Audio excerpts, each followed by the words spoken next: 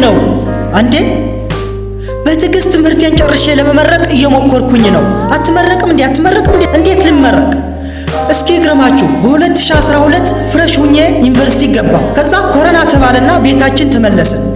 በተለይ በትግራይ ዩኒቨርሲቲዎች ጦርነት መጣ፣ ጦርነት ቀጠለ፣ ትምህርት ተዘጋ። እኛም በትዕግስት ጠበቅን።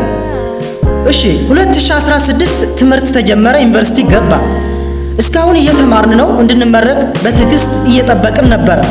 ዘንድሮ ደግሞ እንደሚታወቀው ትምህርት ሚኒስቴር በነፃ ታስተምራላችሁ፣ ትምህርታችሁን አቋርጣችሁ 1 ዓመት በነፃ ታገለግላላችሁ አለ። እስካስቡት 2012 የገባ ነው። እስካሁን ገና አልተመረቅንም። ቀጣይ ዓመት እንድንመረቅ ነበር ሐሳባችን። አሁንም ትምህርታችን አቋርጠን እንድናስተምር ሕግ ወጣ። እሺ አሁንም በትዕግስት እየተማርን ነው። እኛ ምን እናድርግ? እሺ በትዕግስት ትምህርታችን ተመርቀን ለመውጣት እየሞከርን ነው። ማንም ተማሪ እጆቹን አጣምሮ ቁጭ ያለ የለም።